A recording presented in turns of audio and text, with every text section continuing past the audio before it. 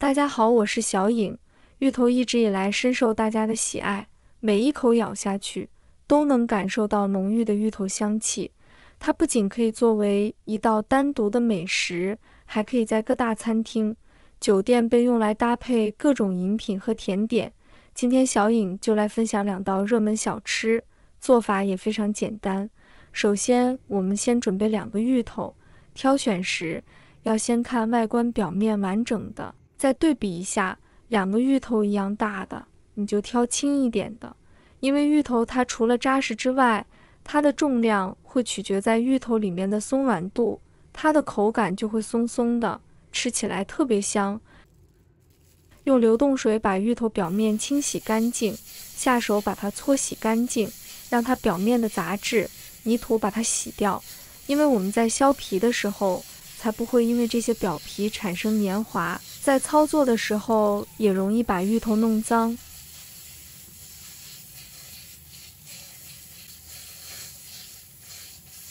洗干净后，控水捞出，放在案板上。我们把皮削掉不要，如果有朋友削的时候手会痒，就像我这样戴上一次性手套。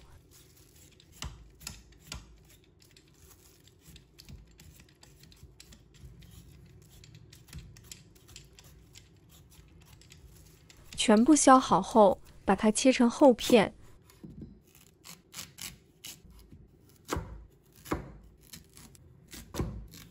再把它切成条，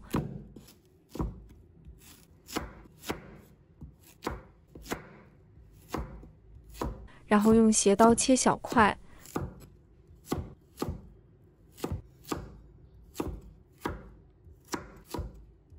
切好后直接放入盆中，倒入清水，把它清洗一下。这个的目的是去除芋头表面的淀粉，把表面多余的淀粉清洗干净，还可以做出来的芋头颜色漂亮松软，最重要的是口感特别好。洗干净后，控水捞出，沥干水分。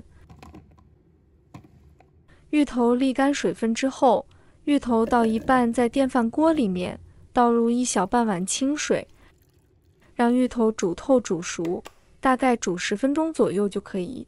看一下，我们用筷子从中间轻轻地扎下去，让它很好的扎下去。筷子抽出来，你发现里面它会带有一点点的淤泥，代表它完全熟透。我们就加入适量的冰糖，把这个冰糖完全溶于这一锅芋头里，继续让它用煮，把这个冰糖的甜度融到芋头里面去，继续煮5分钟。好来，那我们这个蜜芋头，我刚刚用小火煮了5分钟后，它会像这样水分变少了，然后把它放凉了，这个很重要。我建议放凉之后，也可以放在冰箱冷冻1-2小时。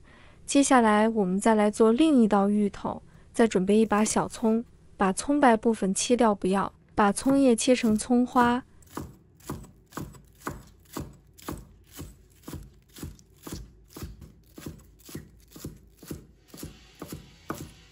切好后放一旁备用。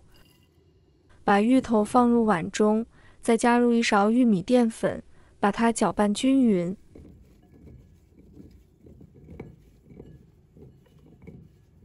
搅拌均匀后，再撒上少许清水。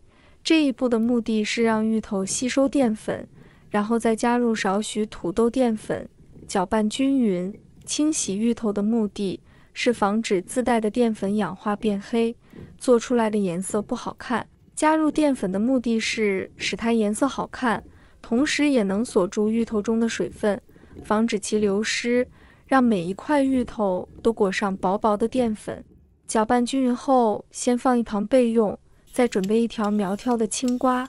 朋友们、家人们，视频看到这里了，麻烦您动动您发财的小手，帮忙点一个免费的小红心吧。对您来说只是举手之劳，对小颖来说可以高兴睡不着觉。现在这个视频就辛苦你帮小颖点赞转发一下吧，非常感谢大家支持和鼓励。接下来我们把锅烧热，锅烧热之后，倒入多一点的食用油，把油温烧至4成热。油温4成热之后，把芋头一块一块的放入锅中，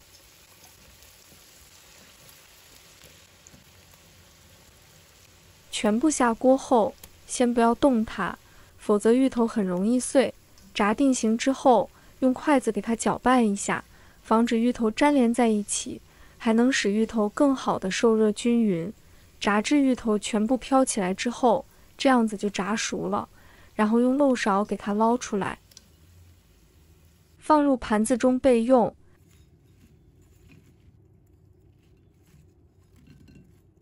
再起锅，倒入少量的清水，加入半碗白糖，小火给它慢慢煮开。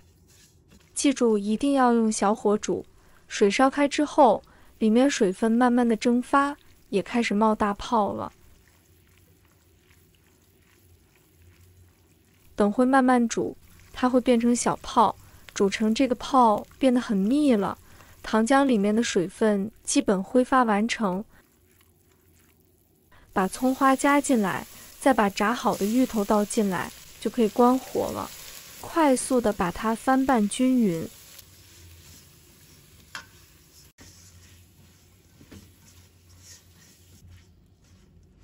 刚开始翻的时候呢，它会是一个透明的状态。翻炒均匀后，把它盛出来，放入盘中。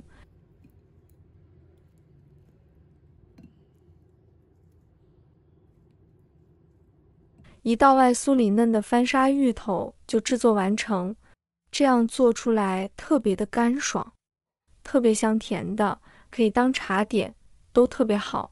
把它完全冷却，在冷却的过程中，糖浆会自动的结霜，它就会变成白色的。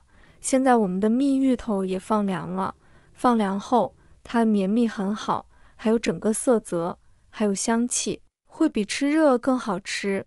你看它的颜色非常漂亮，最重要是蜜出来的口感非常绵密带 Q 软，喜欢吃椰奶的朋友可以淋在这个芋头上面，滋味非常的迷人，超好吃。这样做出来真的是非常的美味，又特别的好吃，家里面的小孩老人都特别爱吃。